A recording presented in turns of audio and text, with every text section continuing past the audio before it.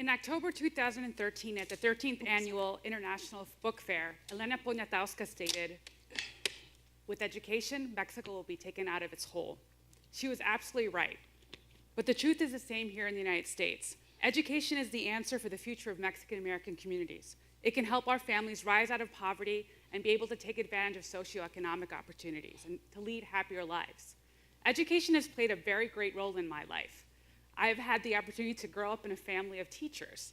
Knowledge and curiosity have fueled me since I was a child. My parents' and grandparents' homes had books everywhere. Agatha Christie books, Reader's Digest books, encyclopedias, almanacs. Books were taking over the house. We had nonfiction books on everything from history to religion to philosophy and poetry. I remember once reading a short article in our third grade school social studies book about Savannah, Georgia, and the beautiful homes there. That day, I went home and looked up Savannah in our Compton Encyclopedia. That's what we used to do before we had Wikipedia. See, sometimes I love to share and learn facts that I know that are very, very random because I come from a family of teachers. My siblings and I were surrounded by a rich and supportive learning environment that encouraged our educational growth and our development. We were very fortunate kids. For most Mexicans and too many young people in our country, however, access to a well-rounded education is a privilege and not a right. Too many of our public schools do not have the necessary resources to foster the innate human desire to know and to learn. The state of US public education is in crisis, but still, for Mexicans living in Mexico, the United States is a world of opportunity. The education interest is the #1 interest of all Latinos in the United States, and many emphasize it's one of extreme importance. Latinos have the highest birth rate of any racial or ethnic group in the United States. 1/3 of the Latino population is under the age of 13. Have you noticed the almost overnight explosion of neverias, or Mexican ice cream shops in Chicago? Kids don't need to wait for summer anymore or to hear the chime of the paletero's bell. The Pew Research Center found that Mexicans have lower levels of education than the Latino population overall. Some 10% of Mexicans ages 25 and older have obtained at least a bachelor's degree, as compared to 13% of US Latinos. The high school dropout rate remains alarming. About 59% of Mexicans born in Mexico have not earned a high school diploma, as compared to 21% of Mexicans born in this country. Mexicans born in the US are almost 3 times more likely to have earned a bachelor's degree than those born in Mexico. So US-born Mexicans do have more access to educational opportunities, but the numbers graduating college are still too low. With the Mexican-American population growing at a faster rate compared to the Mexican immigrant population, we can assume the prioritization of education will continue to increase. Let's keep in mind that Mexicans make up 10% of the total US population. Without higher investment in public education, the following will result: the loss of future generations of Mexican professionals and Mexican dynamic entrepreneurs, Mexicans without the requisite skills to be able to find employment that provides them and their families a livable wage. In short, there will be greater levels of poverty in the United States and even higher rates of US income inequality, which has been the big buzz in the political world right now. Our government and civic society have neglected public education for far too long. Without a serious reversal in our commitment to adopt new laws and support new policies to benefit the education of our children and youth, the US will continue to lose its global competitiveness. Our industrialized democratic peers have invested more significantly in public education than we have, and that we will continue to lose our growth in comparison to these peers. We must change our course. Can the US afford to ignore 10% of its population? No, it can't. An increased number of Mexican-American voters can have a tremendous impact on the adoption of educational policies advantageous to our children. I want our kids to have the advantages I had. I had a privileged upbringing. But like many of my peers, I'm tired of being the only Mexican and Latina in the boardroom, the corporate office, the museum, the contemporary dance performance, the study abroad program, the think tank, and more. It's lonely. Don't we want to see more Mexicans in these spaces?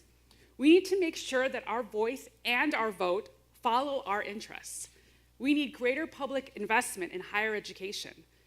We need to look at the student loan debt crisis that's a growing challenge for Mexican professionals and Mexican parents who want to be able to support their children to actually go to school. I love to complain about my student loans. I'm sure there are many of you like that right now in the room. 38% of my salary after income tax goes towards loan payments, 38. This is the new reality of an increasing amount of US college graduates. In fact, I'm gonna throw a party once I'm done with my private loans. I'll let you know if you're invited. Government loans, long way off. Seriously, I don't regret taking loans. I have the money to pay them back, and sacrifices can be made. But what about those who can't pay them back? So we should consider policy solutions such as lowering government loan interest rates or eliminating loan interest for those who can't afford them. Also, have you guys noticed public university tuition has escalated? We need to increase state and federal funding for greater tuition subsidies and scholarships. And while we're at it, we should make sure that undocumented students can qualify for that in-state tuition that all of us can who have citizenship. Getting into college is a great achievement. I mean, for me, it was a given. But graduating college is a bigger one, and it remains a tremendous challenge for too many of our young people. I will tell you a personal story. When I was at Brown University, we had a graduation ceremony for Latinos. And at this ceremony, another Latino or a friend of yours would come up and tell you about why they're so proud of you. So all my friends who were Latino, they had somebody go, but you were amazing because so-and-so died in El Paso and you had to go back home and you came back and you still finished. Or so-and-so, would say, I can't believe you work 25 hours a week while you're going to Brown University. Like, that's amazing, I went up there and my friend Artemio, who was the first person in his family to go to college, he was up and he was talking about how much I helped him. I mean, I think that was the first time I realized how lucky I was because nobody got sick back in Mexico. I didn't have to stop working to support my family. The only thing I really had to do was study. And so I think that's something that we have to keep in mind. So for those who are in college, we need to make sure we have tutoring services for those students who are already academically behind. Because I will tell you, I went to a prep school. I did well in prep school, but you can't compare a kid who went to prep school to a kid who was in the top school in a neighborhood school in East LA. You're not ready for Brown yet, and that's what's sad. And it's not just Mexicans, it's a host of other children, young people who face that. So we need support services for those kids who are going away from home for the first time, and they find themselves in this economically privileged environment where not everybody's Mexicano, and they need to be able to fit in, and we need to help them do that. But we also can't forget about the young kids. There are huge learning gaps for Mexican children before they even start kindergarten. So we have to make sure that we invest in early childhood programs to encourage early literacy, math, and social skills necessary for their long-term success. So to do that, we need more school counselors for early interventions for students who face challenges that interfere with their learning, financial aid counselors to assist students to navigate FAFSA and lessen the fears about the college admissions process. Let's support the implementation of partnerships between public schools and community not-for-profits for faster referrals and stronger linkages to support our students. Something I'm especially passionate about, and that doesn't get a lot of press, is eliminating harsh disciplinary policies. There are some school districts in this country where if for 3 times in a row you're caught wearing the wrong kind of sweater, or you didn't bring the right kind of utensils to your class, you're gonna get kicked out. I mean, that's ridiculous. And that actually places Mexicanos at a higher dropout risk and being pushed out of school. And we can't forget about bilingual ed or dual language schools. Bilingual education has been found to lead to superior outcomes for Mexican youth. Dual language schools increase the social capital of Mexican students who may feel that their culture is not held at equal esteem to mainstream culture. Students of Mexican heritage should be encouraged to learn or maintain their or their parents' native language and should have access to instruction in a second language.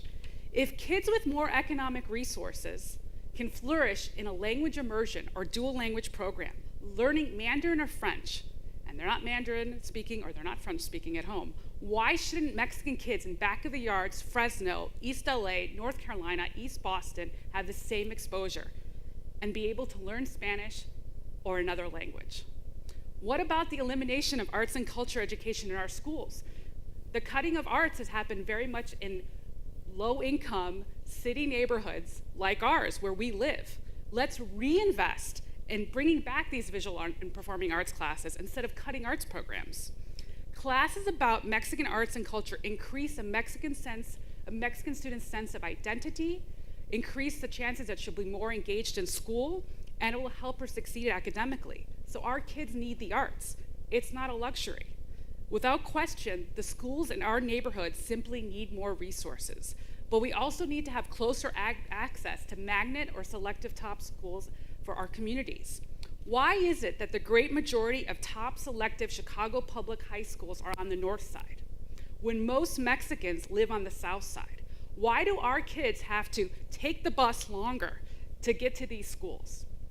What are we going to do about that? So first, as Juan said, let's stop talking and let's do something. Let's make sure that we vote our interests and not just voice them. First, register to vote. Second, find out what candidates think about the education issues that concern you. Inform your elected officials about education issues that you're passionate about. Donate money. This is the world of Citizens United. If you have money, it doesn't matter if it's $5, and if you have $1 million, yes, please do that too. Donate to education advocacy. I raise money for a living, so I have no qualms asking people for money. Donate to education advocacy groups and service organizations that work towards policies and programs that benefit young people. Understand the importance of public spending to education and how your tax dollars are allocated to these investments.